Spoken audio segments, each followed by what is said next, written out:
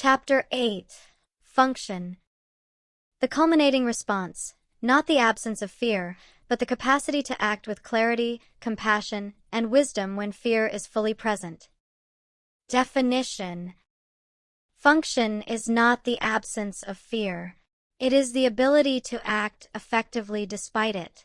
This distinction is foundational, because the goal of understanding the F responses is not to become fearless, which would be neither possible nor desirable, but to develop the capacity to remain capable, clear, and grounded when the nervous system is activated.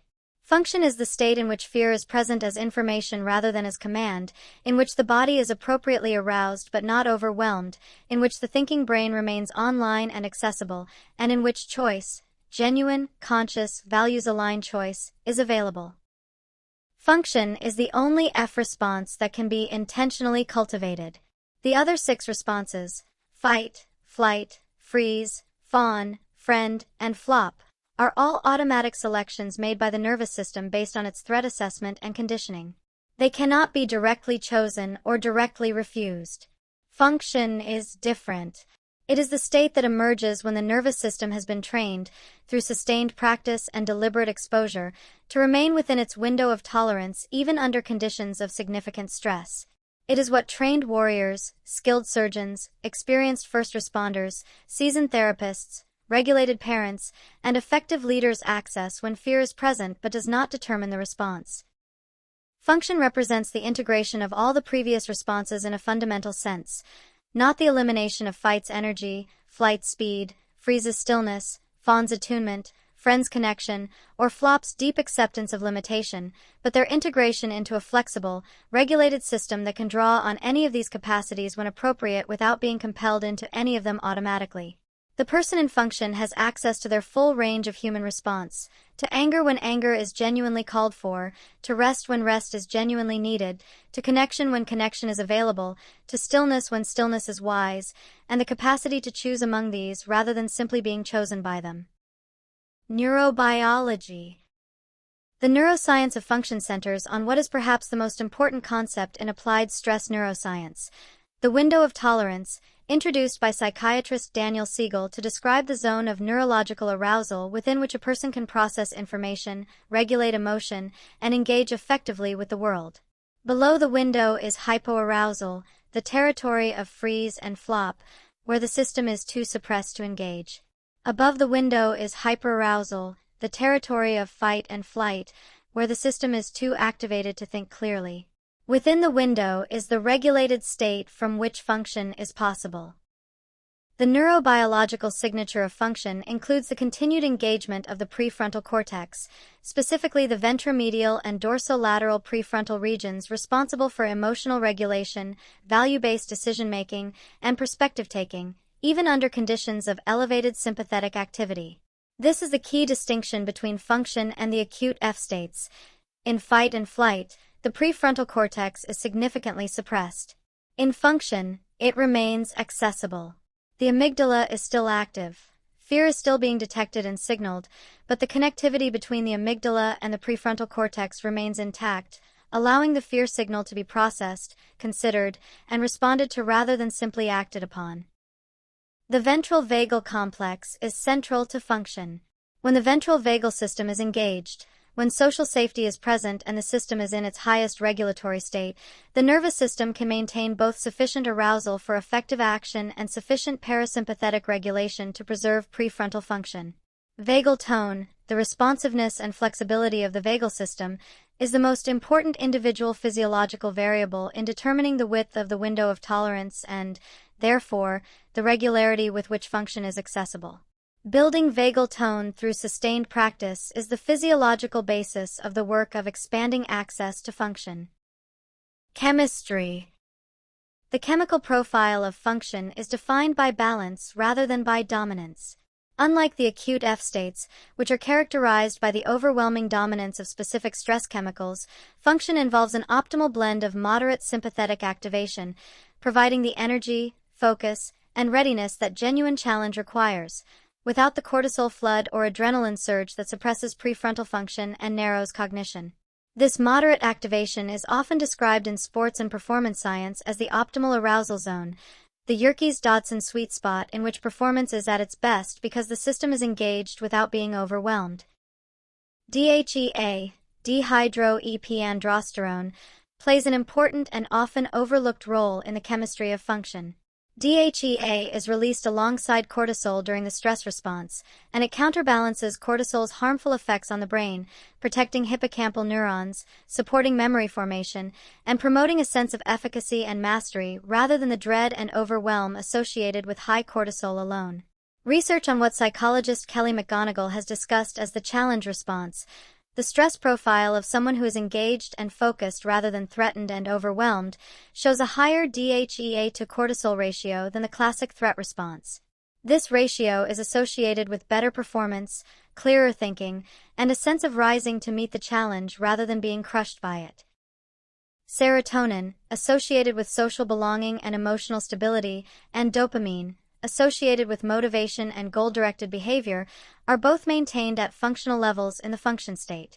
The prefrontal cortex requires both of these neurotransmitters to operate effectively, and their availability during function supports the sustained, clear, values-aligned thinking that distinguishes this state from the emergency-driven cognition of the acute threat responses. Regulated breathing and high vagal tone continuously moderate the chemical environment during function, cycling the system back toward balance whenever the threat chemistry begins to accumulate beyond the optimal range. Brain waves. The brainwave profile of function is one of the most researched areas in performance science and contemplative neuroscience. The signature state is an alpha-beta integration, the alert, engaged focus of mid-range beta combined with the relaxed, self-connected awareness of alpha. This integration is measurably distinct from the high beta fragmentation of the acute threat states and from the slow wave states of freeze and flop. It is the brainwave signature of the surgeon who is fully focused without being rigid, the athlete who is fully engaged without being tense, the leader who is clear-headed in a crisis without being cold. Research on elite performers, from Navy SEALs to professional musicians to Olympic athletes, has consistently identified the presence of alpha waves even under high-stress conditions as a distinguishing feature of those who perform best under pressure. Where less experienced performers show a shift into high beta as stress increases, a narrowing of focus and a fragmentation of processing, experienced, trained performers maintain alpha coherence, preserving the integrated, flexible thinking that allows them to adapt rapidly and effectively to changing conditions. Gamma waves, the highest frequency brainwaves, associated with peak states of integration, insight, and unified perception, are occasionally documented during moments of extraordinary clarity and effectiveness in function, suggesting that the highest expressions of the state involve not just the preservation of prefrontal function but its enhancement beyond ordinary operating levels. Practices that build access to function, particularly meditation, breathwork, and sustained skills training, produce measurable changes in brainwave flexibility, coherence, and baseline alpha power over time. Psychology.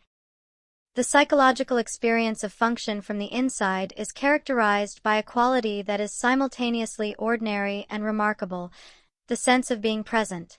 Not performing presence, not managing presence, not working to maintain presence, simply being here, in this moment, with this challenge, with this person, with this level of clarity and this degree of genuine engagement.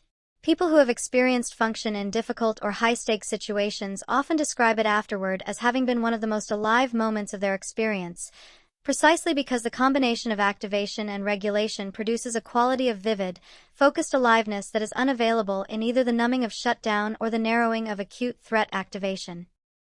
The difference between genuine function and the performance of competence, while another F response runs underneath, is psychologically significant and often difficult to identify from the outside. A person can appear functional, can look calm, can say the right things, can manage the meeting, while internally running a high-grade fawn program, or a suppressed fight state, or a mild dissociative detachment that maintains surface performance while the inner life is entirely elsewhere. Genuine function is characterized not by the absence of emotion but by the presence of emotion that is accessible, tolerable, and informative rather than overwhelming, unregulated, or suppressed. The person in genuine function can feel fear and name it, can feel anger and use its energy without being consumed by it, can feel grief and remain present with it. This is the psychological hallmark of the regulated state. The role of values in sustaining function under extreme stress is one of the most important and most practically useful findings in the psychology of resilience. Research consistently shows that people who have a clear, deeply held sense of what matters most to them, who can access their values under pressure rather than losing them in the chemistry of threat response, demonstrate superior regulatory capacity in difficult circumstances. Values function as a cognitive and emotional anchor, providing continuity of identity and purpose in conditions that would otherwise allow the threat response to determine the agenda entirely. This is the psychological mechanism behind the moral courage of the person who does the right thing when doing the wrong thing would be easier, safer, and more immediately comfortable. Behavior. Function is visible in behavior in ways that are distinctive and, once recognized, immediately recognizable. The voice is steady, not flat, not artificial, but genuinely regulated, with appropriate emotional prosody rather than the elevated pitch and rapid pace of fight or flight. The posture is open, not aggressive, not collapsed, but genuinely grounded, with a particular quality of presence that comes from a person who is fully inhabiting their own body rather than fleeing it or armoring it. Speech is deliberate. There is a quality of choosing words rather than simply producing them, of genuine thought behind the language, that is the behavioral expression of a prefrontal cortex that is genuinely online. The ability to pause before responding, the micro-moment of genuine consideration between stimulus and response that Viktor Frankl famously identified as the seat of human freedom, is one of the most important and most observable signatures of function. The person who can hear an accusation, feel the immediate impulse to defend or retaliate, and pause to choose a considered response is demonstrating function. The skilled emergency responder who moves through a chaotic scene with fluid, deliberate action rather than reactive urgency is demonstrating function. The regulated parent who can hold steady in the face of a child's screaming meltdown, who can remain warm, clear, and connected while the child is in full fight, is demonstrating function. And the person who can have a genuinely difficult conversation, who can say something true and uncomfortable to someone they care about, or hear something true and uncomfortable without destroying the relationship, is demonstrating perhaps the most everyday and most essential expression of function available in ordinary human life. Spiritual and inner experience. Function has been described, in various ways and in various languages, by virtually every contemplative and warrior tradition in human history, because it represents the meeting point between the fully activated human being and the fully present human being, the state in which power and equanimity are simultaneously available. The Japanese martial concept of mushin, often translated as no mind or empty readiness, describes the state of the trained warrior in which thought, fear, and distraction have been sufficiently quieted that action can arise purely, directly, and appropriately from the demands of the moment. This is not the absence of a mind, it is the mind at its most clear and most available. The Christian tradition speaks of the peace that surpasses understanding, a peace that is not the absence of difficulty but a quality of interior settledness that persists in the midst of it. The yogic concept of sthitaprajna, steadfast wisdom, the quality of a mind that remains clear in the face of both pleasure and pain, describes the same territory from within a different framework. The Stoic practice of premeditatio malorum, the deliberate, repeated contemplation of worst-case scenarios as a way of reducing their capacity to produce panic, is a specific training methodology for building function. By repeatedly imagining difficulty in the safety of practice, the nervous system gradually learns to respond to it with equanimity rather than emergency activation. The spiritual significance of function is that it represents fear that has been metabolized rather than suppressed or avoided. The person in function has not gotten rid of their fear, has not transcended it, has not armored against it.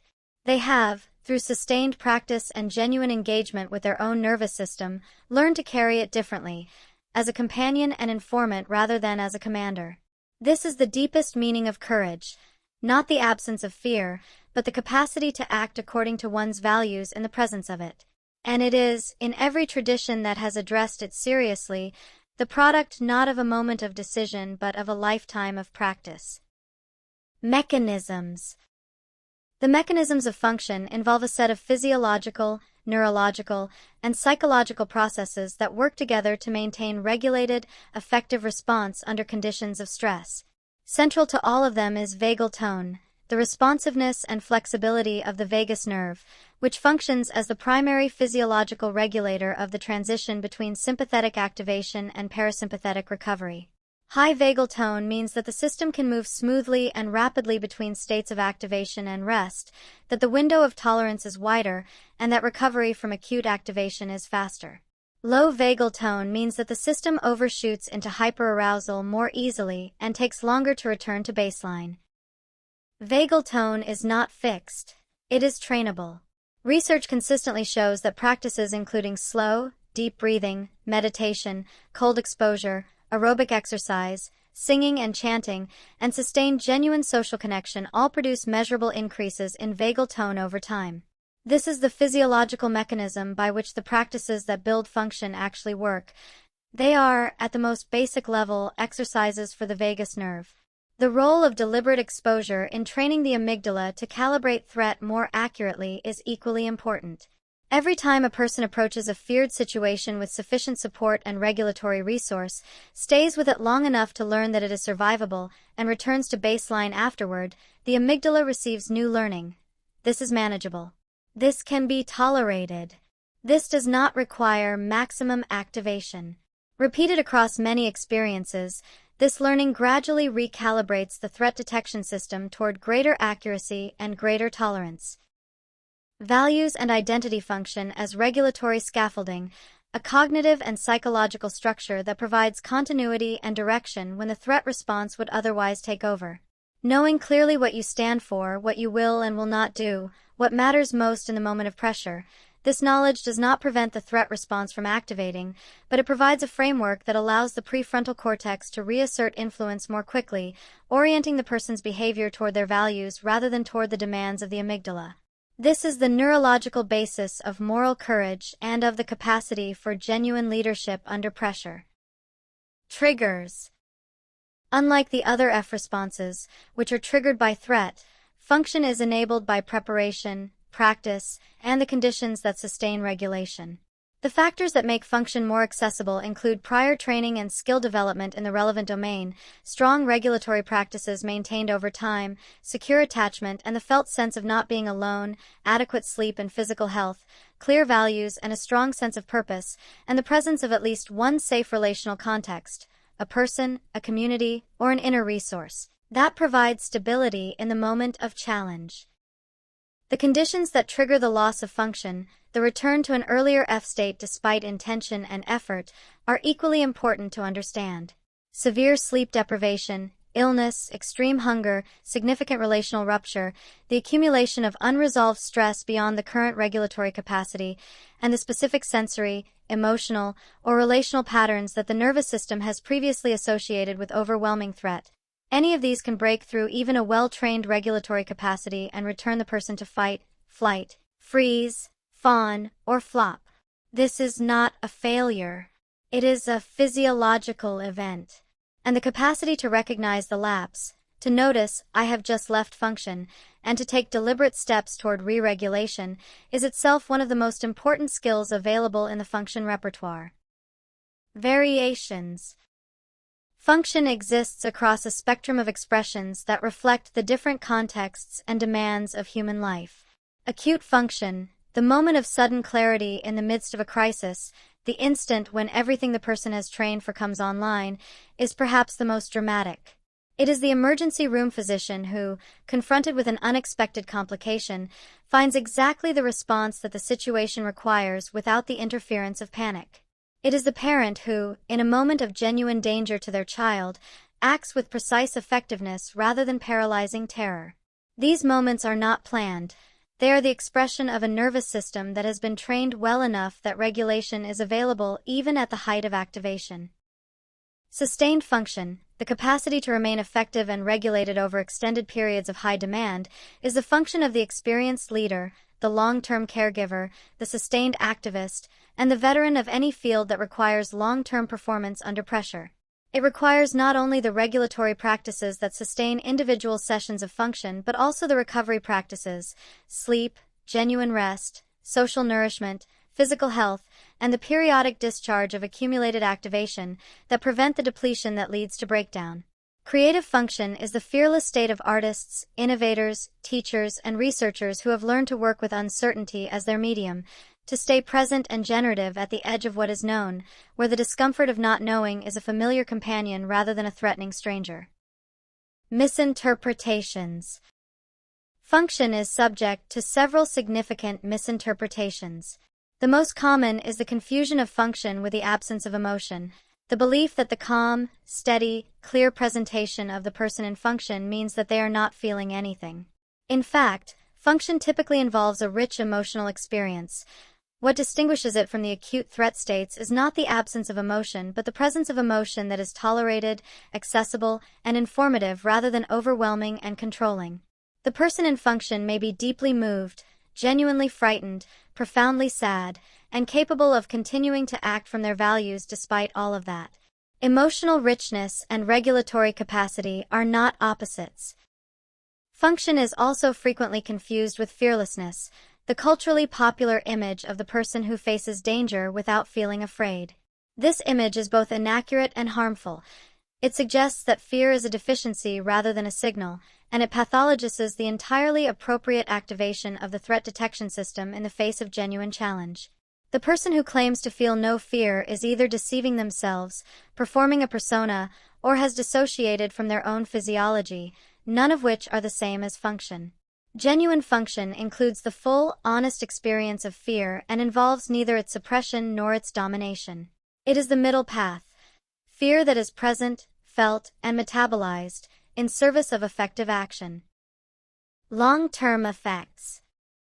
The long-term effects of living increasingly in function are among the most positive available to a human being, and they extend across every domain of life.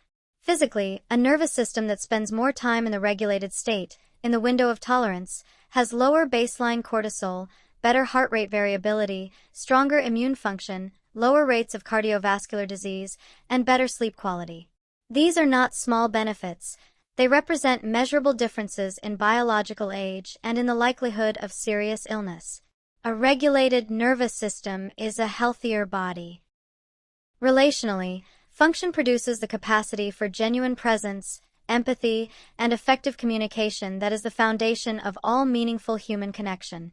The person who can remain regulated in difficult interpersonal dynamics, who can disagree without attacking, hear criticism without collapsing, express need without demanding, and offer care without losing themselves, is capable of the kind of relationships that are most sustaining, most nourishing, and most genuinely meaningful.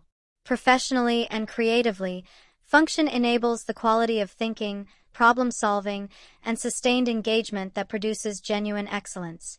The research on expertise across virtually every domain consistently identifies the capacity for regulated, focused engagement under pressure, the capacity for function, as more predictive of excellence than raw talent.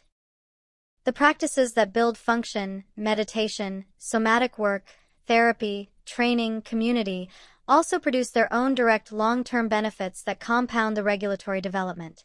A sustained meditation practice, for example, produces measurable changes in both brain structure, including the thickening of the prefrontal cortex and the reduction of amygdala reactivity, and in the subjective experience of daily life. These changes do not happen quickly, but they happen reliably, and they accumulate in ways that make genuine, sustained function increasingly accessible over a lifetime of practice. Real-world examples. The surgeon who remains calm and precise when a procedure goes unexpectedly wrong, who can acknowledge the emergency, communicate clearly with the team, make rapid decisions with the information available, and continue to work with steady hands, is in function. The parent who holds steady during a child's terrifying medical diagnosis, who allows themselves to feel the full weight of what they have just heard while continuing to be present, to ask the right questions, to hold their child's fear alongside their own, is in function. The therapist who remains genuinely present in a session with profound suffering, who can be moved without being destabilized, who can carry witness to what they are hearing without being swallowed by it, is in function. The activist who continues to show up with clarity and heart in the face of systemic injustice, who can feel the full moral weight of what they are opposing, the full exhaustion of the work, and the full grief of what has not yet changed, and who keeps going with integrity rather than numbing or cynicism, is in a sustained, practiced function. And the person who, perhaps most ordinarily but most profoundly, can have a difficult conversation with someone they love, who can say the uncomfortable truth, hear the difficult response, stay with the discomfort rather than fleeing it, fighting it, or disappearing into compliance, and emerge from it with both truth and relationship intact, is demonstrating the most everyday and most essential expression of what function, in a life fully lived, actually looks like. How to work with the response. Cultivating function as a long-term practice rather than a lucky state requires sustained, deliberate, multi-domain work that addresses the nervous system at the physiological, relational, cognitive, and behavioral levels simultaneously. The primary physiological pathways include somatic regulation practices, slow breathing with extended exhale, cold exposure through cold showers or cold water immersion, progressive muscle relaxation, and sustained aerobic movement, all of which directly exercise vagal tone and expand the window of tolerance. These are not optional extras for the person serious about building function. They are the foundational physiological training without which all other practice is built on sand. Contemplative practices, meditation, mindfulness, prayer, and other forms of sustained inward attention build function through a different but complementary mechanism: the gradual training of the attentional system to remain with present experience rather than being compelled into past reference threat narratives or future projected anxiety. A person with a sustained meditation practice has a nervous system that has repeatedly practiced returning to the present moment from the compelling pull of threat-activated cognition, and that practice, accumulated across thousands of sessions, produces measurable changes in the brain that make regulation progressively more available. Relational practices, therapy, honest friendship, genuine community participation, build function through the channel of co-regulation, the gradual accumulation of experiences of regulated social contact that expand the nervous system's capacity for safe connection and reduce its defensive reactivity to intimacy and vulnerability. Cognitive practices, values clarification, deliberate reflection, journaling, and the cultivation of a coherent personal narrative, build function through the prefrontal channel, the regular exercise of exactly the higher-order cognitive faculties that threat response suppresses. Training-based approaches, deliberate exposure to feared situations, role-play, simulation, skill practice under gradually increasing pressure, build function by giving the amygdala repeated evidence that the feared situation is manageable and by building the specific skills that make competent response possible. Emphasizing, above all, that building function is a long game. The nervous system changes slowly and through repeated experience, not through a single insight, a single retreat, or a single decision. The person who begins today will not be the person they become in 5 years of genuine practice, and the person who commits to this work over a lifetime will develop a capacity for regulated, effective, values-aligned living that no brief intervention can produce. How to shift toward function from any state. Returning to function from the fight state requires, first, the physiological discharge of the mobilization energy, vigorous movement, cold water, extended exhale breathing, and the slowing of the physical arousal markers, heart rate, breath rate, muscle tension, before any cognitive engagement is attempted. Once the physiology has begun to settle, a gentle reframe of the threat, not a denial of the feeling but an expansion of the interpretive field, and the deliberate practice of self-compassion for the automatic response can help complete the transition. The fight-to-function pathway runs through the body before it runs through the mind. From the flight state, the transition toward function begins with grounding, the deliberate anchoring of attention in present sensory experience, and the extended exhale breathing that signals safety to the parasympathetic system.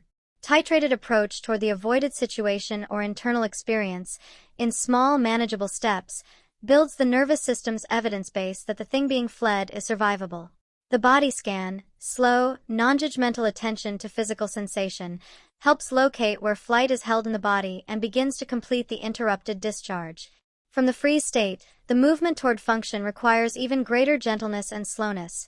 Micro-movements, orienting, warmth, and the proximity of a safe other are the primary tools, and the emphasis must be on completing the freeze-thaw cycle, including the trembling, sighing, and emotional release that represent genuine completion, before any demand for higher-level function is made. From the fawn state, the transition toward function requires the gradual building of access to one's own interior, the slow practice of noticing what one feels and wants beneath the social performance, and the development of enough relational safety to take the risk of authentic expression. Each experience of authentic expression that does not result in catastrophe extends the window of tolerance for genuine self-disclosure and builds the neural infrastructure of the regulated self. From the friend state, the shift toward function involves using the co-regulatory benefit of connection as a launching pad, allowing the other person's regulated nervous system to help reset one's own, and then gradually extending the capacity to maintain that regulation independently. From the flop state, as described in Chapter 7, the transition requires the longest and most patient sequence: sensory input, warmth, gentle movement, gradual sympathetic re-engagement, and the slow, supported ascent of the polyvagal ladder, one step at a time, over as much time as the individual system requires.